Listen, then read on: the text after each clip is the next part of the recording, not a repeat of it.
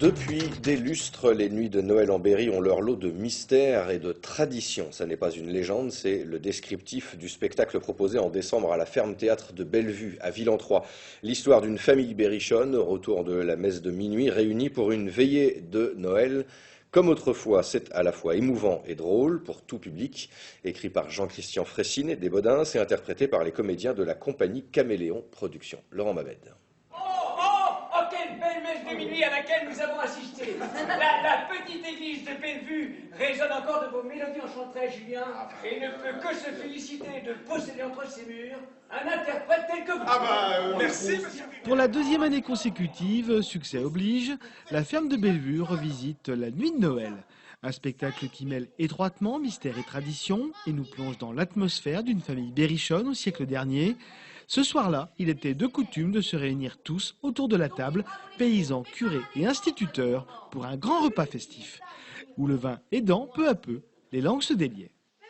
La nuit de Noël, c'est une grande fresque berrichonne qui raconte le repas qui suit la messe de minuit dans une famille berrichonne de la fin du 19e. C'est une espèce de grande soirée festive au cours de laquelle tous les participants vont à leur tour, chacun à leur tour, raconter une histoire de ce qui s'est passé dans l'année, de choses qu'ils ont vécues la nuit de Noël. Parce qu'en Berry, la nuit de Noël, comme dit ce bon Gus, c'est pas une nuit comme les autres. C'est une nuit où il se passe plein de choses. Donc on retrace plein d'anecdotes, entre autres sur le diable, sur le maufet, plein de légendes berrichonnes. Ils ont éteint la lune, comme on souffle sur la flamme d'une chandelle. Puis tout est devenu noir. Puis il y a eu un grand vent. Elle a tout de suite compris qu'elle était sur la chasse du maufet. Ah oui, celui qui vient tenter les croyants là par les nuits de Noël. Peurs ancestrales, croyances en des forces occultes et surnaturelles, tout cela mêlé à un fort sentiment religieux. Et voilà un terreau fertile pour l'imaginaire collectif. Le Berry, c'est une terre de superstition. La religion faisait quelquefois peur. Et servait à vie, mais faisait aussi quelquefois peur par toute cette présence du maufet, du diable. Et entre autres, cette nuit de Noël, on disait que le maufet était un peu omniprésent. Chacun l'a vu ou croit l'avoir vu, et tour à tour, et voilà, une histoire en amène une autre. Donc c'est vrai qu'on sent cette force religieuse, on s'en moque pas, mais par exemple l'instituteur qui est là, il n'est pas forcément très croyant, il voit ça avec un petit peu de recul, donc il y en a pour tous les goûts, si j'ose dire.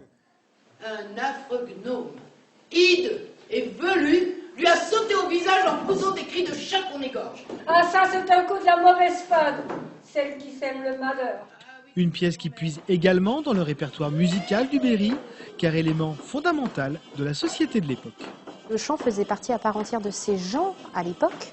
Il ne faut pas oublier quand même qu'ils ne savaient pour la plupart pas écrire, donc ils se transmettaient par voie orale, tout simplement, donc par le chant, par les histoires. C'est vrai que c'était très important dans leur vie au quotidien, et puis il ne faut pas oublier aussi qu'ils ne voyageaient pas. De ce fait, ils avaient besoin aussi de s'auto-nourrir, de chanter, d'alimenter pour ne pas s'ennuyer, pour pouvoir passer les journées. Donc on observait la nature. C'est peut-être de cela qu'ont découlé toutes ces histoires, toutes ces chansons. Voilà. Et ce côté mystique aussi, qu'on retrouve quand même plus particulièrement en Berry que dans toutes les autres régions de France, il faut quand même le préciser. D'ici la fin de l'année, il ne reste plus que 3 représentations de la nuit de Noël, les 13, 14 et 21 décembre prochains. Attention, place limitée.